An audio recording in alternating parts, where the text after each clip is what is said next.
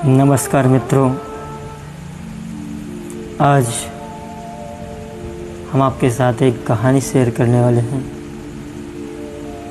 जो कि एक छोटी सी बच्ची के ऊपर आधारित है। तो बड़े ध्यान से इस कहानी को सुने और ये कहानी कैसा लगा कमेंट में अवश्य लिखें। मैं संदीप तिवारी सभी दोस्तों का अपने YouTube channel Gonda India SK Tiwari विशेष स्वागत करता हूं और सभी से निवेदन भी करता हूं कि हमारे YouTube चैनल को सब्सक्राइब करें और नोटिफिकेशन बेल आइकन को प्रेस करके ऑल सेलेक्ट करें और अधिक से अधिक अपने मित्रों में शेयर करें। कहानी इस प्रकार की है। एक आइसक्रीम वाला रोज़ एक मोहल्ले में आइसक्रीम बेचने जाया करता था।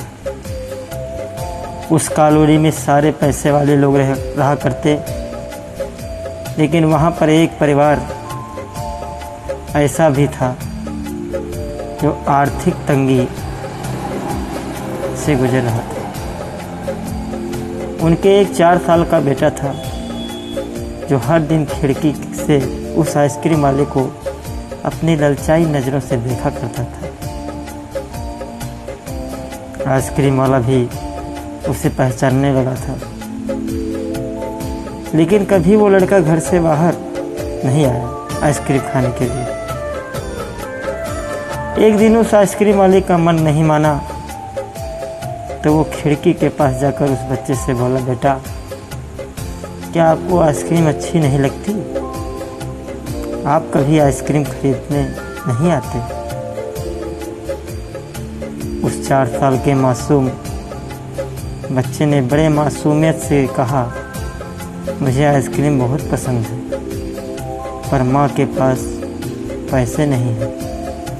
मैं माँ से पैसे मांगने जाता हूँ तो रोने लगती है। मेरे पापा जब भगवान के पास से आएंगे तब ढेर सारी आइसक्रीम लाएंगे, ऐसा माँ कहती है। उस आइसक्रीम वाले को यह सुनकर उस बच्चे पर बड़ा प्यार आया।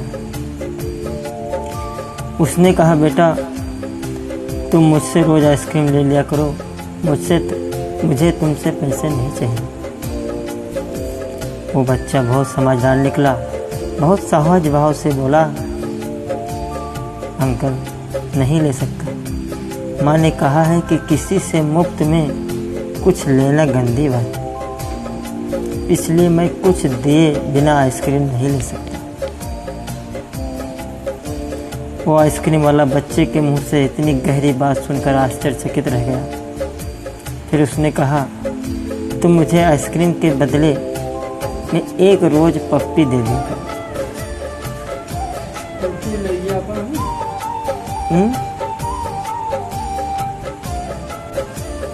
तो आइसक्रीम वाले ने कहा, मुझे एक रोज पप्पी दे दिया करो, इस तरह मुझे आइसक्रीम की कीमत मिल जाया करेगी। बच्चा यह सुनकर बहुत खुश हुआ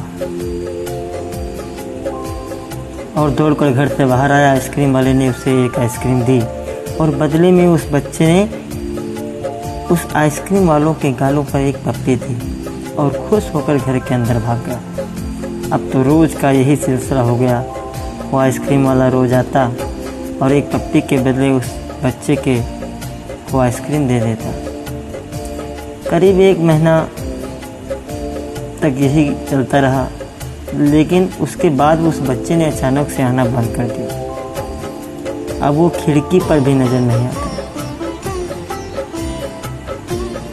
जब कुछ दिन हो गए तो आइसक्रीम वाले का भी मन नहीं माना और वो उस घर पर पहुंच गया। दरवाजे पर उस बालक की माँ ने दरवाज़ा खोला। आइसक्रीम वाले ने उसकी माँ से पूछा उसके बच्चे के बारे में, तो उसकी माँ ने कहा, देखिए भाई साहब, हम गरीब लोग हैं, हमारे पास इतना पैसा नहीं है कि अपने बच्चों को रोज़ आइसक्रीम खिला सकें।